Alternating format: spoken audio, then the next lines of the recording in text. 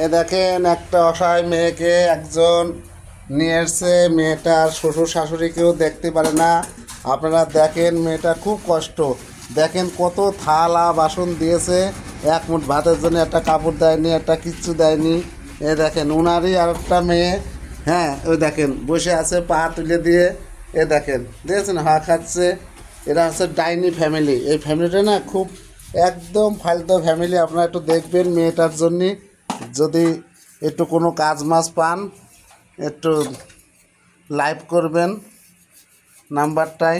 মেয়েটা খুব একদম গরিব ঘরের মেয়ে, নিয়ে এসছে এই ভদ্রলোকের বাড়ি এসছে। ভদ্রলোক এত বড় বদমাইশ, দেখেন এ দেখেন দুনিয়ার থালা বাসন। এ দেখেন মেয়েটার এখনও খেতে দেয়নি।